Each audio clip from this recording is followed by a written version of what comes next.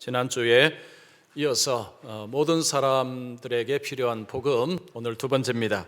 자, 현실에 나타나는 하나님의 진노라는 제목 말씀드립니다. 오늘도 말씀을 여러분 잘 들으시고 이 말씀을 안 듣는 것 듣는 것 차이가 클 것입니다. 그래서 주일에 예배 참여하는 것, 우리가 찬송하고 말씀 듣는 것이 얼마나 중요하다는 것, 오늘도 여러분 한번 제대로 느끼시는 시간 되셨으면 좋겠습니다. 자, 여러분, 하나님 어떤 분이십니까? 하나님은 사랑이시고 하나님은 자비로우신 분이십니다. 자, 또한 하나님은 거룩하신 하나님, 그리고 공의의 하나님이십니다. 하나님이 거룩하시다, 하나님이 공의로우시다라는 것은 하나님의 진노하심을 포함하고 있습니다. 하나님은 우리가 편하게 대할 수 있는 분이 결코 아니십니다. 하나님은 거룩하신 분이신데 하나님의 그 진노하심은 시도 때도 없이 사람처럼 기분 내키는 대로 그냥 확 질러버리는 그런 진노가 아닙니다. 자, 하나님은 어떤 경우에 진노하십니까? 죄가 있는 곳에 하나님은 진노하십니다. 죄가 있는 곳에 하나님의 진노가 있습니다. 자, 우리가 하나님의 진노라고 하면 먼 미래의 최후의 심판의 때에 하나님의 진노를 많이 생각합니다. 예수님이 다시 오실 때, 이제 세상이 끝날 때 하나님께서 그때 진노하신다라는 관점을 많이 가지고 있습니다. 맞습니다. 하나님은 마지막 때에 진노하십니다. 여러분, 누가복음 21장 23절 보십시오. 그날에는 아이 뵌 자들과 젖 먹이는 자들에게 화가 있으리니 이는 이 땅에 큰 환난과 이 백성에게 진노가 있겠음이라. 예수님께서 마지막 날, 주님이 오시는 날 이 세상에 진노가 있을 것이라 말씀하셨습니다. 진노는 최종 심판 때에 있는 것이 맞습니다. 그러면 그때만 있느냐? 그렇지 않습니다. 지난주에 18절 말씀으로 제가 말씀드렸죠. 하늘로부터 나타나나니, 진노가 하늘로부터 나타납니다. 이것은 현재형입니다. 진노는 지금 여기에 우리가 살고 있는 곳에 하나님의 진노가 일어나고 있고 나타나고 있습니다. 자, 그러면 현실 속에 하나님의 진노가 어떤 모습으로 나타날까요? 하나님의 진노하심의 어떤 결과는 어떤 모습일까요? 오늘 우리가 읽은 이 말씀 속에서 하나님의 진노가 현실에 어떻게 나타나는가를 우리에게 보여주고 있습니다. 자, 오늘 말씀이 하나님의 진노가 현실에 나타나고 있다는 것을 보여주는데 그 근거가 뭐냐? 여러분, 오늘 말씀에 반복해서 나오는 단어가 있습니다. 3번 반복해서 나오는 단어가 있습니다. 한번 찾아보십시오. 24절, 26절, 28절 3번 계속해서 나오는 단어가 있습니다. 그 단어는 내버려 두사라는 단어입니다. 내버려 두사, 이건 무슨 말이냐? 넘겨주다라는 의미입니다. 하나님이 진노하실 때 넘겨주는 일이 벌어집니다. 구약 성경을 보면 우리가 하나님께서 이스라엘 백성을 이방 민족에게 넘겨주매, 이런 표현을 볼 수 있습니다. 이스라엘 백성들이 우상을 섬기고 범죄할 때에 하나님이 이스라엘 백성들을 옆 나라에 넘겨주시는 광경, 요즘 우리가 사사기를 통해서도 볼 수 있습니다. 자, 열왕기상 8장 46절 보시면 그런 표현이 있습니다. 그들이 주께 범죄함으로 주께서 그들에게 진노하사 그들을 적국에게 넘기심에 적국이 그들을 사로잡아 원근을 막론하고 적국의 땅으로 끌어간 후에, 여기에 주목할 단어가 진노하사, 그 다음에 넘기심에, 진노하심으로 넘겨주신다는 것입니다. 자, 그들을 내버려 두신다는 표현이 넘겨준다는 표현이었죠. 하나님이 진노하시다라는 표현이 그 속에 앞으로 집어넣으시면 하나님이 진노하사 그들을 넘기심에, 이렇게 생각하시면 됩니다. 자, 그래서 오늘 말씀 속에서 하나님께서 그들을 넘기신다 할 때 어떤 상황으로 넘기시느냐? 그 일은 지금 현재 일어나고 있는 일입니다. 자, 그러면 하나님의 진노가 어떻게 임하는지 우리가 알 수가 있습니다. 자, 오늘 본문에서 3가지 경우를 보겠습니다. 3번 읽혀 나옵니다. 24절, 26절, 28절입니다.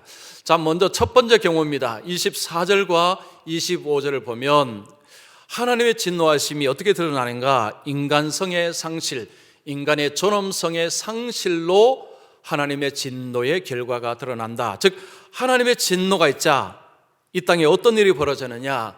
인간 존엄성이 파괴되는 이런 일이 벌어진다는 것입니다. 24절 보겠습니다. 그러므로 하나님께서 그들을 마음의 정욕대로 더러움에 내버려 두사 그들의 몸을 서로 욕되게 하게 하셨으니, 자 여기에 우리가 주목해야 될 단어가 더러움입니다. 더러움. 자, 정욕이라는 것은 이게 과도한 어떤 욕망을 추구합니다. 그 욕망이 어느 방향이냐?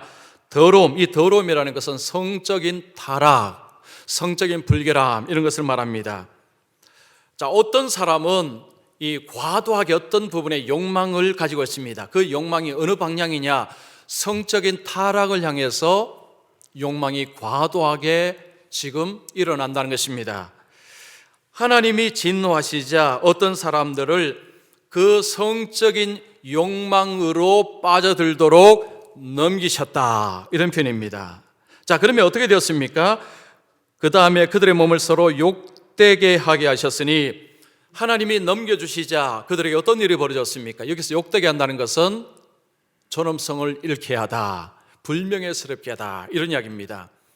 자, 성적으로 타락하는 가운데서 하나님이 넘겨주니까 사람 사이에 존엄성을 잃어버리는, 서로 존엄성을 파괴하는 일들이 벌어지고 있다라는 것입니다.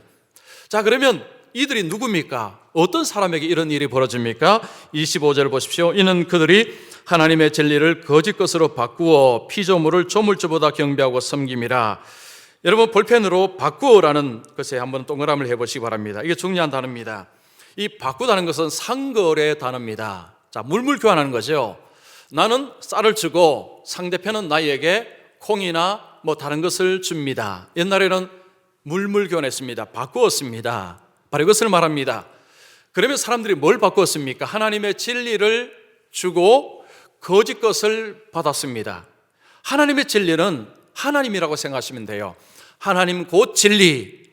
하나님을 포기하고 거짓 것은 쓸데없는 것, 다 사라지는 것, 허무한 것을 받아서 하나님 자리에 두는 것을 말합니다. 하나님을 포기합니다. 그리고 그 자리에 뭘 앉히느냐? 거짓 것, 쓸모없는 것, 헛된 것을 하나님의 자리에 세워서 사는 사람들에게 하나님이 그들을 어디로 넘겨주신다고요? 성적인 부분에서 이런 타락으로 넘겨버린다는 것입니다. 그러면 그들 사이에 어떤 일이 벌어지느냐? 인간 사이에 엄청난 인간성 상실, 존엄성 상실, 이런 일들이 막 벌어진다는 것입니다. 지금 바울은 인간에게 가장 실패한 상거래는 뭐냐? 거래는 뭐냐? 하나님을 포기하고 세상의 것을 받는 것, 이것이 인간이 최대의 실패작이라는 것입니다. 거래의 실패작이라는 거죠. 그러면 뒤집어서 인간에게 가장 성공적인 거래는 뭐냐? 세상의 것을 내어놓고, 자기를 내어놓고 포기하고 예수 그리스도를, 하나님을 받는 것, 하나님을 얻는 것, 이것이 인생에서 가장 큰 성공적인 거래라는 것입니다. 믿으십니까? 자, 정말 그런지 제가 이 이야기를 하나 해드릴게요. 미국의 리 스트로벨 목사님이라는 분이 있습니다. 이분은 그 시카고 트리븐이라는 그 신문사의 기자였습니다. 부인이 먼저 예수를 믿고 남편을 전도할 때에 처음에는 완강히 거부를 했습니다. 뭐 하나님도 없고 예수도 없고 아무것도 없다고 했어요.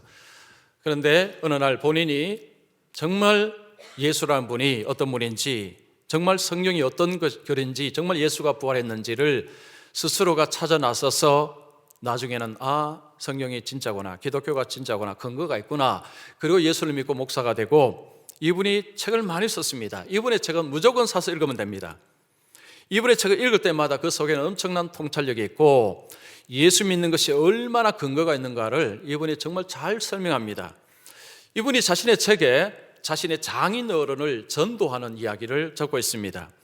부모님 전도에 대해서 지금 숙제인분들은 한번 잘 들어보시고 적용을 한번 해보시기 바랍니다. 자, 이분이 예수를 믿고 나서, 부인이 먼저 믿고 부인의 전도에 의해서 본인이 예수를 믿고 나서 이제 장인에게 가서 우리가 예수 믿게 되었습니다라는 것을 이렇게 알렸습니다. 물론 장인은 예수를 안 믿죠. 알리니까 장인이 그런 이야기를 했다고 합니다. 뭐 자네가 믿는 것은 좋네. 그러나 내 앞에서는 다시는 예수라는 이름을 끄집어내지 말게. 이렇게 사위에게 선을 확 그은 것입니다. 나를 전도할 생각은 조금도 하지 말라는 거죠. 나는 예수 믿을 생각이 전혀 없다는 것입니다. 그때부터 이 리스트로벨 목사님 부부는 그 이제 장인을 전도하기 위해서 호시탐탐 보는데 그분이 굉장히 완고하고 억세다고 합니다. 그래서 조금의 틈도 안 보였다는 거죠. 그러면서 20년이라는 세월이 흘렀습니다. 물론 부부는 계속해서 기도를 했다고 합니다. 나이가 80이 이제 연세가 장인으로 80이 넘는 가운데 어느 날 이게 뇌졸중으로 쓰러졌습니다. 그래서 병원에 입원을 하고 치료를 받고 퇴원을 했습니다. 연세가 있는데 뇌졸중으로 쓰러지니까 그 다음에 회복이 어렵습니다. 점점 약해져 갑니다. 이 리스트로벨 목사님이 사위로서 가만히 보니까 장인 어른이 얼마 살지 못할 것 같습니다. 이러다간 큰일 나겠다 하면서 마음속에 작정을 합니다. 내가 장인 어른과 단판을 좀 지어야 되겠다. 그리고 어느 날 부인에게 이 장모님도 예수를 그때 믿고 있었다고 합니다. 당신은 장모님과 쇼핑을 좀 다녀오세요. 내가 오늘 장인 어른과 한번 단판을 한번 짓겠습니다. 그리고 장인 어른 집에 가서 이제 마주 앉았습니다. 마주 앉아서 이렇게 이야기했다고 합니다. 제가 장인 어른께 솔직하게 말씀드리겠습니다. 장인 어른 이제 살 날이 얼마 남지 않았습니다. 장인 어른도 이것 아시죠? 아무 대답을 하지 않습니다. 이게 좀 눈에는 슬픔이 가득 차 있습니다. 계속해서 사위가 이런 이야기를 합니다. 저는 장인 어른이 안 계신 천국에 가고 싶지가 않습니다. 저희 아들, 아내, 장모님도 같은 생각입니다.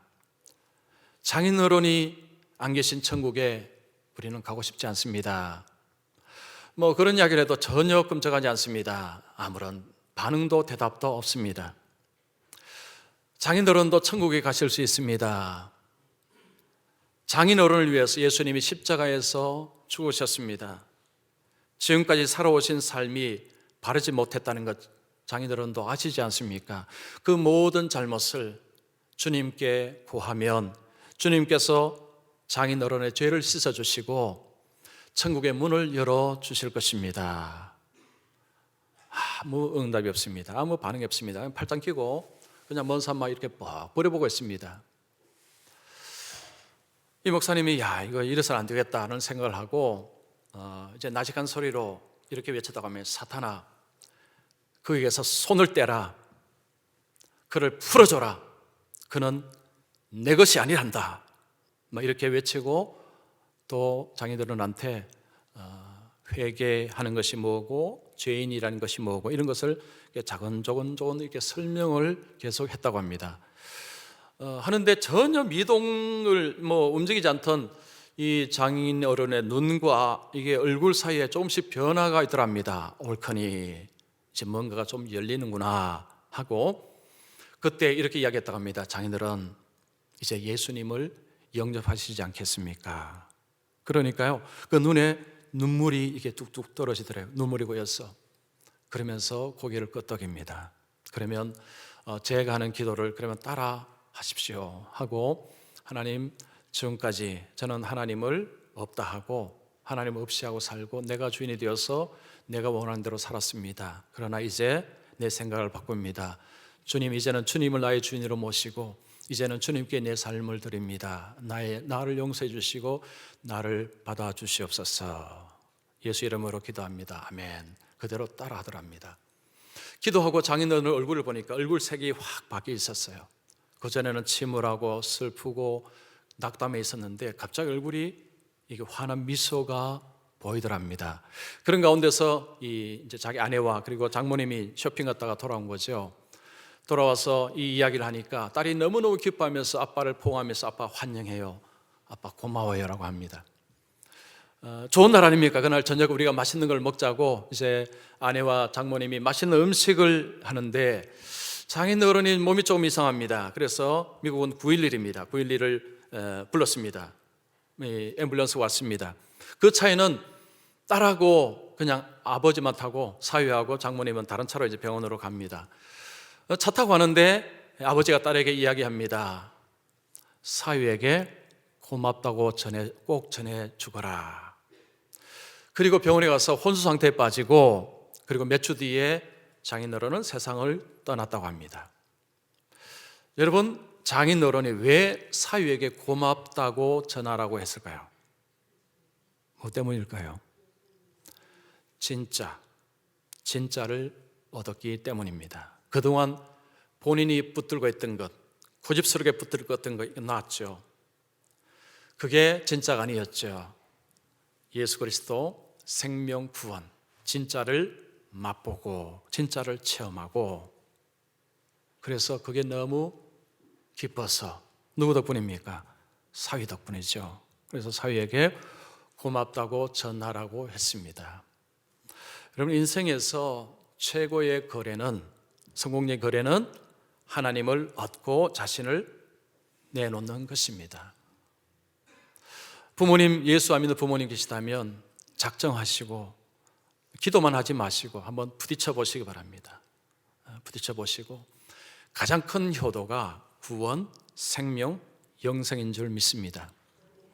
혹시 여러분 예수 믿는 것이 뭐가 좋은가 이런 의문이 드신다면 한번 해보십시오. 집에 가셔서 벽지를 내어놓으시고 중간에 이 선을 쫙 그으시고 왼쪽에다가 예수 믿는 삶의 유익과 손해, 또 오른쪽에 예수 믿지 않는 삶의 유익과 손해를 한번 적어보시기 바랍니다. 자, 예수 믿지 않는 삶의 유익이 뭐죠? 내가 하고 싶은 대로 한다. 내가 마시고 싶은 거 마신다. 내가 쓰고 싶은 거 쓴다. 주일날 교회 안 와도 된다. 헌금 안 해도 된다. 헌금 내가 사고 싶은 거 사면 된다. 예수 안 믿는 것의 유익이라면 유익이겠죠. 그럼 예수 안 믿는 것의 손해가 뭘까요? 구원 포기, 영생 포기, 소망 포기. 이거 다 포기해야 됩니다. 자, 그러면 예수 믿는 삶의 유익이 무엇입니까? 그 포기를 뒤집으면 되죠. 구원, 생명, 소망, 평안, 자유. 그러면 예수 믿을 때 손해보는 건 뭐겠습니까? 꼭 인간적으로 말하자면 주일날 등산 못 가고 아니면 못 가고 여기 온다는 거 손해라면 손해고, 내 살갗 안 사고 헌금해야 된다는 거 손해라면 손해죠. 자, 그런데 두 가지를 여러분 한번 기록을 하셔서 한번 생각을 한번 해보시기 바랍니다. 한번 해보시기만 해보시면 예수 믿는 것이 참 좋구나, 예수 믿는 것이 이렇게 유익이 많구나, 여러분 분명히 아시게 됩니다. 자, 그런데 안타깝게도 오늘날 많은 사람들은 하나님을 받아들이지 않습니다. 하나님을 거절합니다. 여러분, 하나님을 거절하는 세상 속에 남는 것이 뭔지 아십니까? 인간성 파괴, 존엄성 파괴입니다. 요즘 한 주간 동안 저도 텔레비전 보면 마음이 너무너무 답답하고 어렵습니다. 한 여인의 이야기가 지금 그 삶이 온통 지금 무슨 행위를 했는지 한마디로 갑질이죠, 갑질.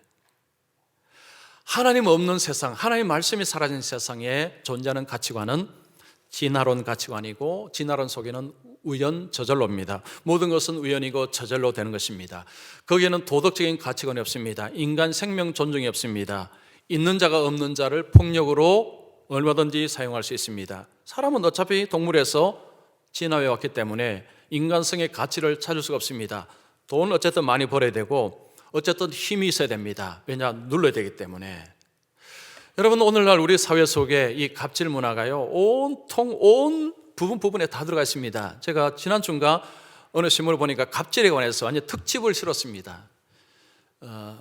실제로 교회 안에도 갑질이 있고요, 사람들이 사는 곳에 이 갑질 문화가 엄청납니다. 그런데 그 갑질 문화가 있다는 것은 그 속에 엄청난 사람들이 고통, 신음, 힘들게 살고 있다는 것입니다. 그 속에서 인간의 존엄성이 훼손되고 있다는 것입니다. 하나님의 말씀이 버려진 가운데서, 하나님이 버려진 가운데서 남는 것은 인간입니다. 인간의 욕심을 통해서, 사람을 수단화하고 사람을 성적인 대상으로 바라보고 존엄성을 훼손하는 이런 일들이 벌어지고 있습니다. 우리가 보는 세상이 그런 일들이 비일비재하고 일어나고 있습니다. 자, 여러분 잠언 1장 24절 26절 말씀 우리 같이 한번 읽겠습니다. 내가 불렀으나 너희가 듣기 싫어하였고 내가 손을 폈으나 돌아보는 자가 없었고 도리어 나의 모든 교훈을 멸시하며 나의 책망을 받지 아니하였은즉 너희가 재앙을 만날 때에 내가 웃을 것이며 너희에게 두려움이 임할 때에 내가 비웃으리로다. 보십시오. 하나님이 찾았고 하나님이 부르실 때 그들이 듣기를 싫어하고 거절했을 때 어떤 일이 벌어졌습니까? 재앙을 만나고 두려움이 임했습니다. 그때 하나님이 웃으신다라고 말씀합니다. 하나님을 거절하는 가운데서 그 속에 일어나는 것은 재앙이요 두려움이요 비극입니다. 하나님을 버린 곳에서 하나님을 버린 가정, 하나님을 버린 세상, 그 속에 남는 것은 인간성 고갈, 인간 존엄성 고갈, 훼손, 회파, 이것이 그 속에 남아 있는 것입니다. 자, 그 다음에 26절과 27절에도 보면 여기에 내버려 두사라는 표현이 나옵니다. 자, 여기서 하나님의 어떤 진노로 통해서 어떤 일이 벌어지느냐, 하나님의 창조 질서를 거스르는 깨는 그런 일이 벌어집니다. 하나님의 진노가 임할 때에 그 속에 하나님의 창조 질서를 뒤집고 깨는 이런 일들이 일어난다는 것입니다. 자, 26절 27절 보십시오. 이 때문에 하나님께서 그들을 부끄러운 욕심에 내버려 두셨으니, 자, 여기서 하나님이 넘기셨습니다. 어디에 넘기셨습니까? 부끄러운 욕심으로 넘기셨습니다. 여기서 욕심은요, 성적인 강한 애착을 의미합니다. 그리고 부끄러움이라는 것은 변태적인 이런 의미가 있습니다. 변태적인 성적인 애착으로 넘겨버린다는 거죠. 그러면 그것이 그들을 사로잡아 버립니다. 그럼 꼼짝 못한다는 거죠. 자, 그렇게 될 때 그 다음에 어떤 일이 벌어졌습니까? 그들의 여자들도 순리대로 쓸 것을 받고 영리로 쓰며 그와 같이 남자들도 순리대로 여자 쓰기를 버리고 서로 향하여 음욕이 부릴 듯하며. 여러분 볼펜으로 순리와 영리 한번 표시해 보시기 바랍니다. 이거 참 중요한 표현입니다.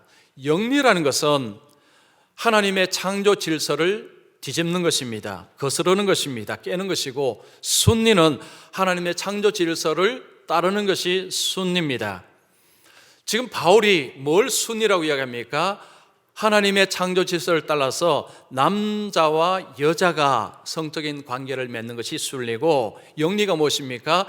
여자와 여자가, 남자와 남자가 성적인 관계를 맺는 것을 영리라고 이야기합니다. 즉 동성애는 하나님의 창조의 질서를 거스르는 죄라는 것을 이야기합니다. 성경에서 동성애를 이야기하는 부분들이 여러 곳 있는데 가장 중요한 구절이 바로 이 구절입니다. 26절, 27절입니다.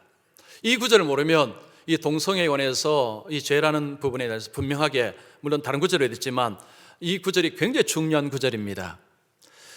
자, 그들에게 이 하나님께서 부끄러운 욕심으로 넘기시니까 그들이 동성애라는 것을 하는데, 자, 그런데 동성애가 무섭습니다. 왜 무서우냐?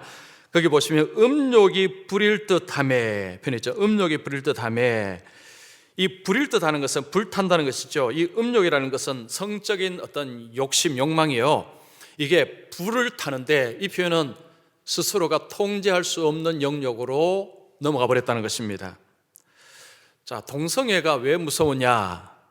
동성애 한번 빠지면 자기 힘으로 못 나옵니다. 동성애가 그게 그래서 무서운 거죠. 여기 보십시오. 서로 간에 음욕이 부릴 듯해서 이것은 이성적으로 내가 그만둬야지, 이게 안 된다는 거죠. 이게 부릴 듯하다. 자기의 통제 범위를 넘어가 버렸다는 것입니다.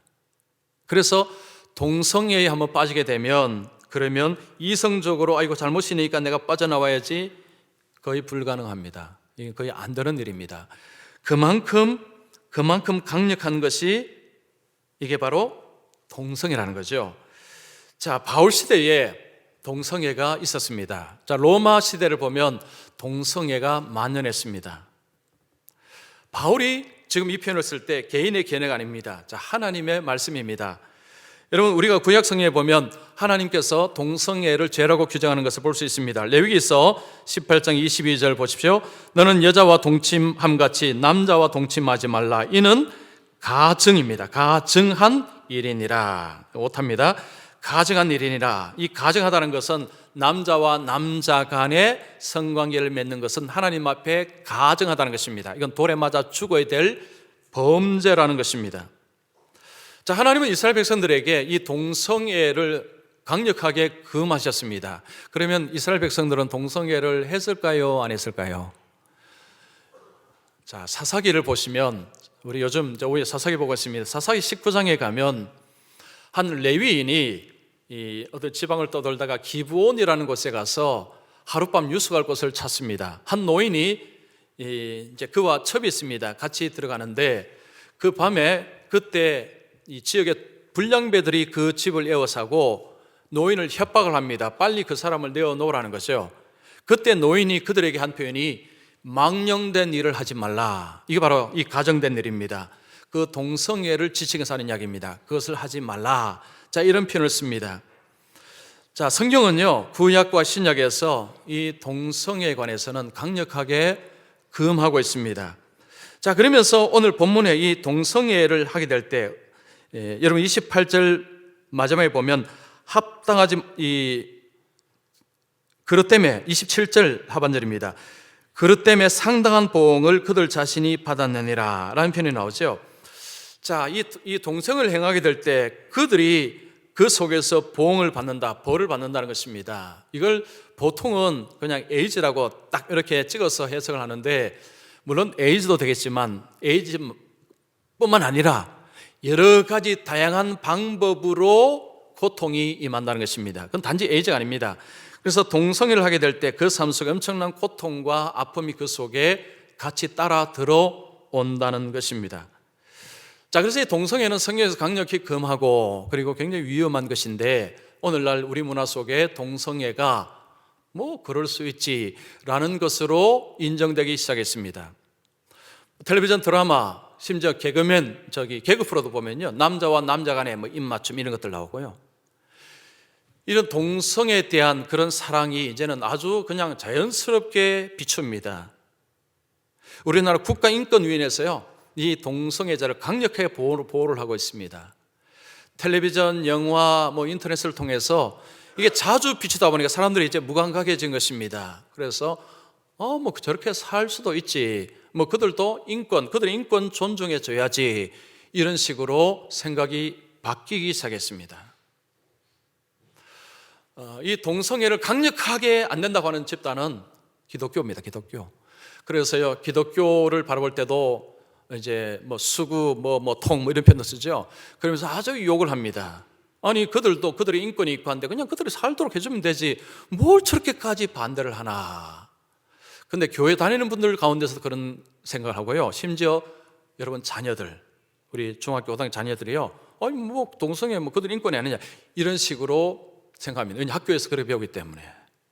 근데 이게 그렇게 간단한 게 아닙니다. 여러분, 동성애 문을 열어주면요, 그 다음에 줄줄이 사탕으로 따라오는 게 있습니다. 올 8월 달에 미국의 뉴멕시코에서 일어난 일입니다. 36세의 모니카라는 여성이 있습니다. 자, 이 여성이 17세에 낳은 아들이 있습니다. 본인이 낳고 아들을 입양을 보냈습니다. 그리고 나서 19년 만에 아들을 만났습니다. 만나서 두 사람이 연인이 되어버렸어요. 연인. 엄마하고 아들이 연인이 되어버렸습니다. 그래서 성관계를 하기 시작한 것입니다. 이게 이제 소문이 나고, 그래서 경찰이 이제 체포를 했습니다. 그때 여인이 무슨 이야기 한 줄 아십니까? 동성애자들처럼 우리가 하는 이 성관계는 정당하다, 이런 이야기를 했습니다. 그러니까 동성애자들의 권리처럼, 그들에게 권리처럼 우리의 성관계도 정당하다. 우리는 이것을 위해서, 나는 이걸 위해 싸우겠다, 이런 이야기를 했습니다. 자, 그 표현이 무슨 표현이냐? 성적 자기 결정권이라는 의미입니다. 자, 성적 자기 결정권 많이 들어보셨죠? 아시죠? 이것은 성인이 성을 자유롭게, 자기 책임하에 자유롭게 쓸 수 있다는 것, 이것이 성적 자기 결정권입니다. 자, 그 어머니 하는 이야기는 우리는 성인이라는 거죠. 나도 성인이고 아들도 성인이기 때문에 성인이 우리가 서로가 동의하고 서로가 합의해서 서로 사랑함으로 성관계를 한 것이 이게 뭐가 문제가 되느냐? 아니, 동성애자들도 그들은 법적인 보호를 받고서 성관계하지 않느냐? 그런 이야기를 한 것입니다. 자, 아들 역시요. 아들도 비슷한 이야기 했습니다. 아들도 그런 이야기 했어요. 나는 어머니를 사랑한다는 것입니다. 어머니를 사랑한다. 어머니도 성인이고 나도 성인이다. 동성애자들이 법에 대한 두려움 없이 마음대로 성관계하지 않느냐? 나도 어머니를 사랑하기 때문에 어머니와 성관계하고 있다. 왜 이게 문제가 되느냐? 그러면서 나중에 어머니는 한술 더 뜹니다. 이제 교도소에서 나가면 우리를 허용하는 주로 가서 살겠다. 그런데 미국에서는 50주 중에서 근친 상간을 허용하는 주는 한 주도 없습니다. 자, 보십시오. 동성애자들처럼 이야기하죠. 동성애자들처럼 우리도 왜 인정하지 못하느냐? 그 속에는요, 이 사랑에 대한 관념이 있습니다. 이 동성애자들이 줄곧 주장한 게 뭐냐 하면 사랑이 최고다는 거죠. 사랑하면 상대가 뭐가 중요하냐? 사랑이 중요하지 않느냐? 사랑하면 결혼할 수 있지 않느냐? 슬로건이 그겁니다. 여러분, 동성애자들 슬로건 들어보십시오. 핵심이 그겁니다. 사랑이 최고고 사랑하는데 뭐가 문제가 되느냐? 사랑하면 결혼할 수 있지 않느냐? 근데 그 논리로 들어가니까 근친상간도 문을 열어줘야 합니다. 그 다음에 수간, 짐승과의 성관계, 그리고 일부 다쳐도 문을 열어줘야 됩니다.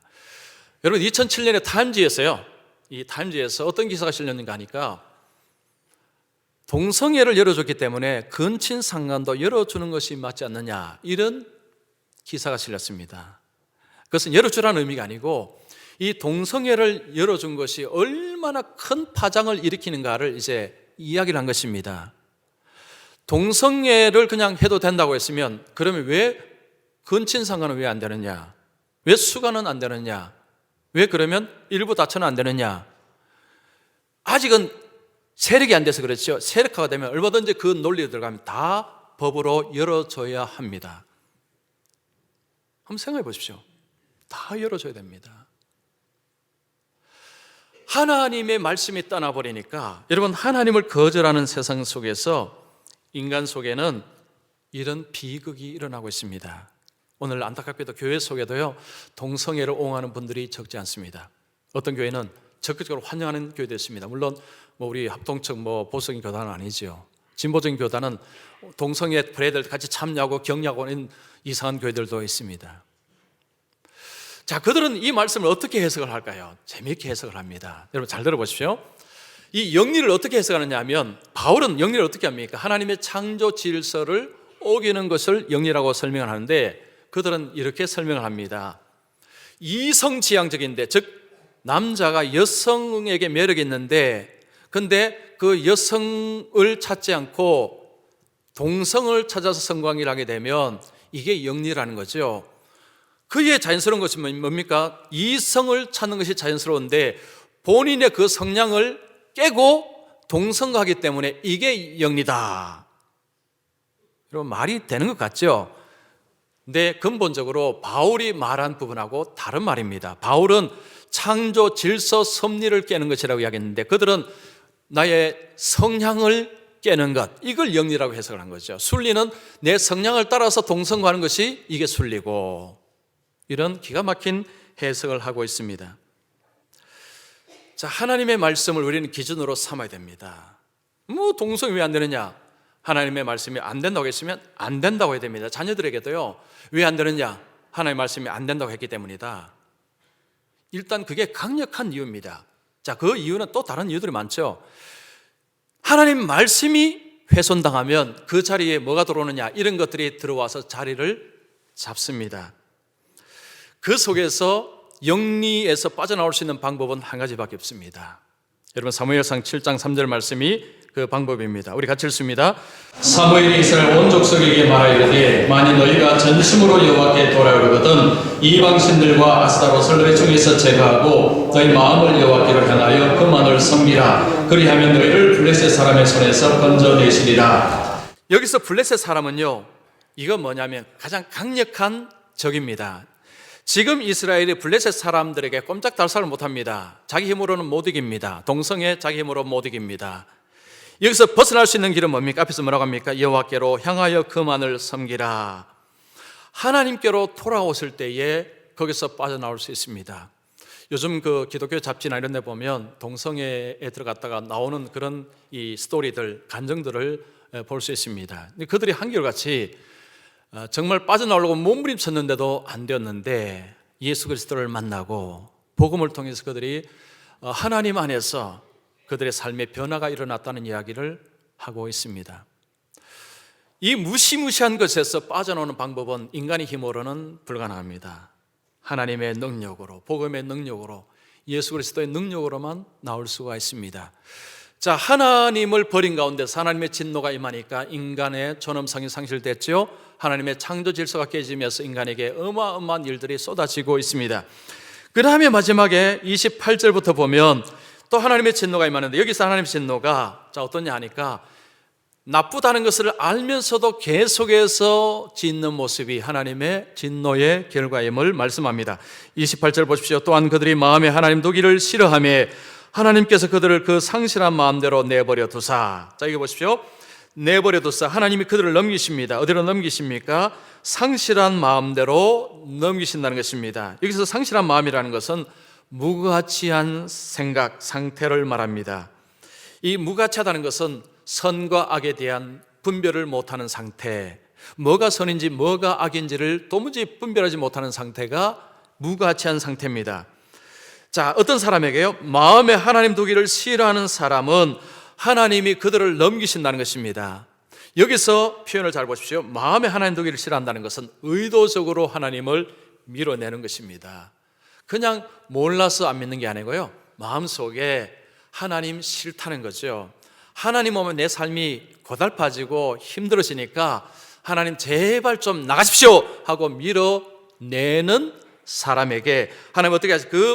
그러면 넘겨버린다는 것입니다. 넘길 때 그 생각이 어떻게 되냐? 허망한 생각으로 가치 판단이 흐려지고 선악간의 판단이 흐려져서 그런 삶을 살아가게 됩니다. 자, 그러면 어떻게 되느냐? 그 다음 보십시오. 합당하지 못한 일을 하게 하셨으니, 여기서 합당하지 못한 일은 이방인들의 눈에서조차도 저거는 아니다라는 도덕적으로 부패한 행동을 하게 된다는 것입니다. 즉, 예수를 안 믿는 사람의 관점에서 봐도 저거는 아니야 라는 그런 끔찍한 자리에 들어가게 된다는 것입니다. 자, 하나님이 넘겨줘 버리니까, 그들의 삶에 이 상실한 것들이 그를 그냥 그를 얼금 매버렸다는 거죠. 자, 그러면서 어떤 일이 벌어지느냐? 온갖 죄를 밥 먹듯이 짓고 살아갑니다. 여러분, 그 죄가 어떤 죄냐? 29절부터 31절까지가 그 죄입니다. 한번 보십시오. 모든 불의, 추악, 탐욕, 악의가 가득한 자요, 시기, 살인, 분쟁, 사기, 악독이 가득한 자요, 수근수근하는 자요, 비방하는 자요, 하나님께서 미워하시는 자요, 능력하는 자요, 교만한 자요, 자랑하는 자요, 악을 도모하는 자요, 부모를 거역하는 자요, 우매하는 자요, 배악하는 자요, 무정한 자요, 무자비한 자라. 세세 설명을 안 해도 어느 정도는 여러분 이게 어떠다는 것은 대충은 아실 것입니다. 이 죄를요 끊임없이 짓고 살아간다는 것입니다. 자, 그들이 이걸 행할 때 어떤 마음을 가지고 있느냐 하면, 나도 나쁜 줄 알지만 하면서 짓는답니다.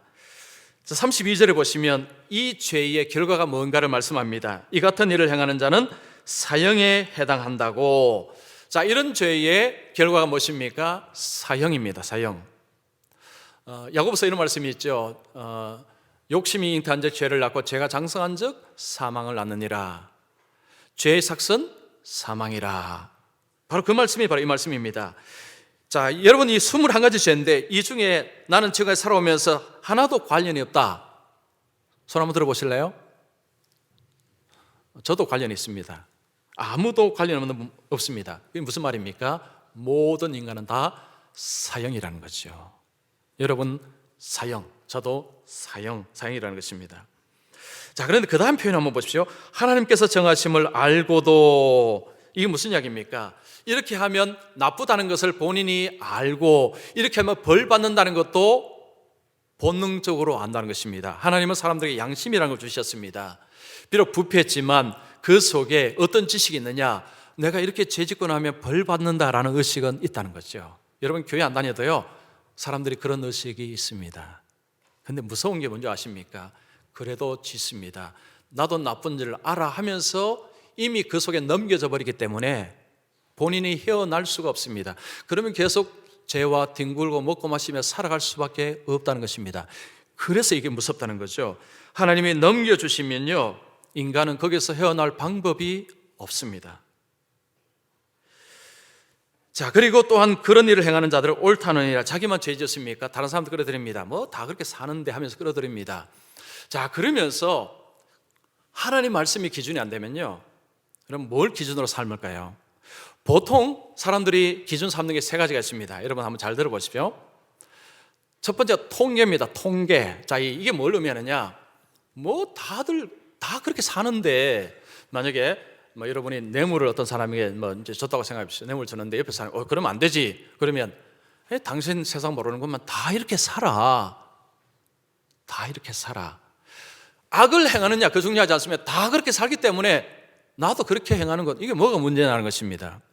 그 다음에 두 번째가 감정입니다. 감정. 이거 뭐냐니까 내 느낌이 어땠는가가 판단 기준입니다. 내 느낌. 어떤 일이요, 내 느낌이 좋으면 이건 선한 일이고 내 느낌이 안 좋으면 이건 잘못된 것입니다.